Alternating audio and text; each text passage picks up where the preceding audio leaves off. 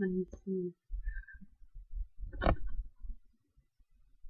Iya, enak beda-beda biar tahu. Misalnya apalagi kalau kita datang ke tempat restoran baru gitu, ambil poin pilih yang beda-beda. Jadi nyicip yang mana yang enak gitu. Kalau misalnya pas kedapatan yang nggak enak ya berarti lagi sial gitu. Hmm, harus beli yang sama. Gitu. Ya lanjutkan ya.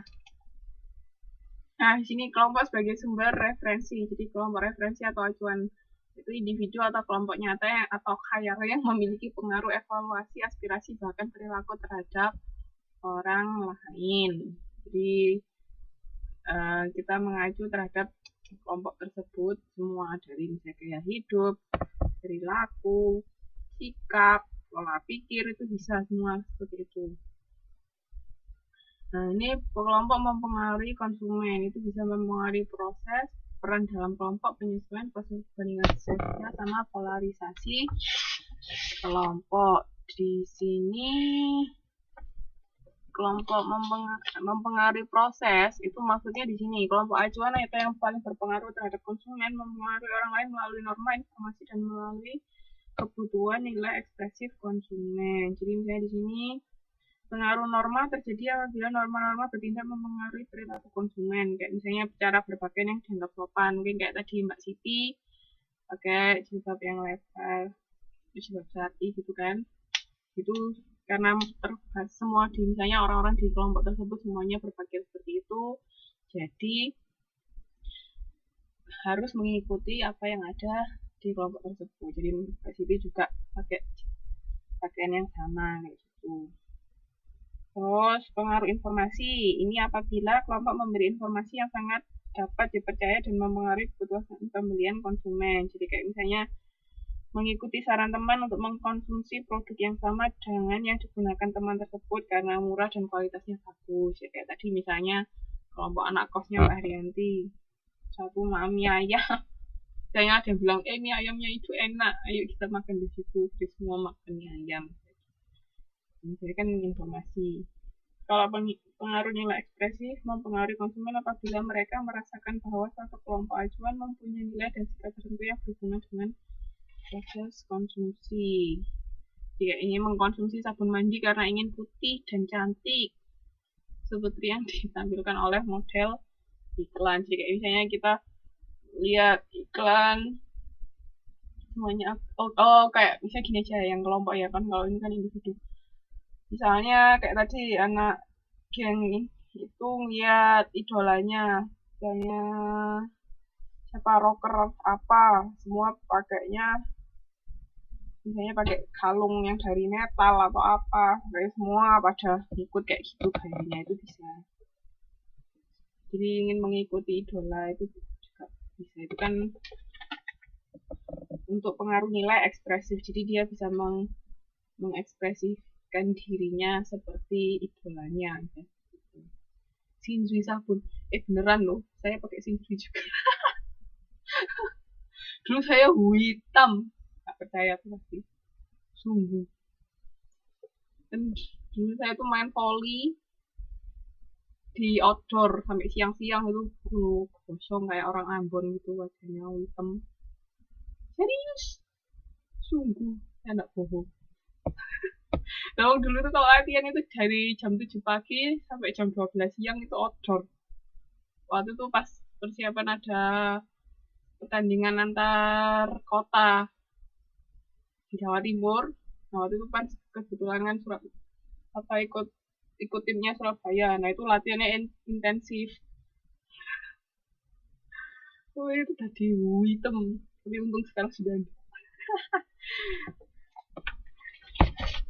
sungguhan kayak orang Ambon. Terus ini ada yang saya lanjutkan, ada peran dalam kelompok. Jadi ini peran terdiri dari perilaku khusus yang diharapkan dari seseorang dalam posisi tertentu. Kayak misalnya ini, contohnya pemasar harus jeli dalam mengidentifikasi adanya pemimpin dalam kelompok atau pemberi opini. Opinion leader ya. Jadi kan kita bisa sasarannya dicari pemimpinnya siapa. Nah, di situ karena misalnya dia juga orang terkenal, maksudnya banyak yang kagum sama dia, itu dia bisa jadi misalnya jadi bintang iklannya atau jadi duta dari produk apa. Nah, itu kan bisa mempengaruhi orang lain. Jadi kayak perannya mengajak. Kalau di sini contohnya Agim berperan sebagai pemberi opini menjadi bintang iklan layanan masyarakat tentang imunisasi polio. Gitu. Putus-putus lah suaranya. Yang lain juga.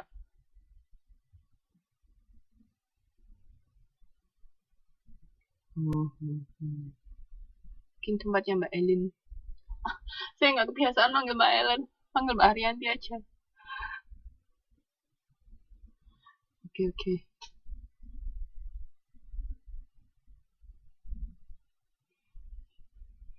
Terus yang ketiga tuh penyesuaian.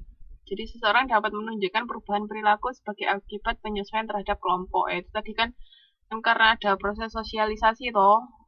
Nah, itu kan mau nggak mau kita harus beradaptasi sama aturan yang ada di kelompok tersebut. Jadi makanya kita menyesuaikan diri dengan kelompok tersebut.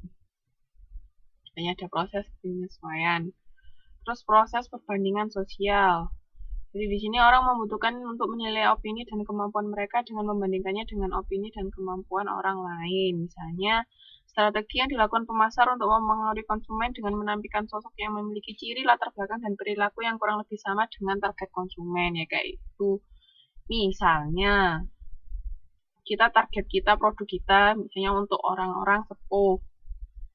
Misalnya anggapannya susu Anlin itu kan ada yang untuk usia 50 ke atas apa berapa, pokoknya untuk yang orang sepuh kan. Nah, kalau bintang iklannya anak kecil kira-kira cocok nggak? Ya, bintang iklannya siapa ya, anak kecil yang lagi itu siapa dulu? Ya, dia jadi bintang iklan minum susu Anlin yang untuk orang tua. Nah, gimana tuh? Kan nggak cocok. Nah, itu kan jadi biasanya kalau pemasar itu cari orang-orang yang memang sesuai dengan target. Dari target konsumen mereka siapa, ya otomatis yang jadi bintang iklannya ya harus yang sesuai. Kayak minggu lalu kayak saya tanya, kalau dokter apa Boyke bukan dia? Saya tanya apa waktu itu? Dokter Boyke jadi bintang iklan Pepsodent kan ya nggak nyambung. Dia ahlinya apa? Bisa dicari yang sesuai sama bidangnya masing-masing. Atau misalnya yang lagi happening kayak Denada itu kan jadi bintang iklannya Extra Joss. Dia kan apa kayak penuh stamina kan orangnya, makanya cocok jadi bintang iklannya. Tapi kan nggak mungkin misalnya di Dinini Towok jadi bintang iklannya Extra Joss. Kira-kira masa kok saya jadi bayangin tahu di Dinini Towok.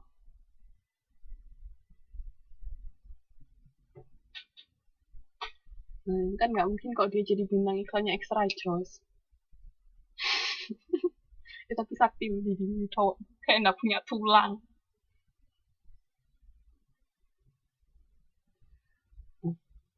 Iya, yang penari itu loh, Mbak.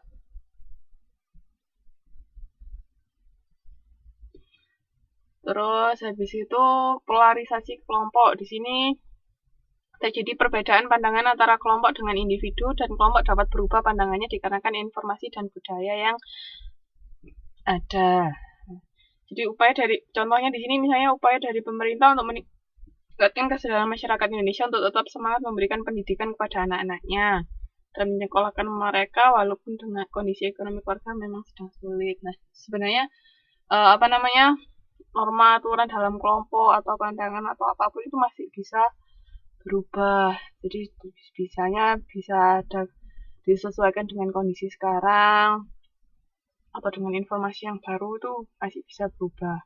Jadi misalnya juga ada salah satu individu yang mempunyai informasi yang misalnya up to date yang sebenarnya sesuai untuk kelompok tersebut, itu juga bisa merubah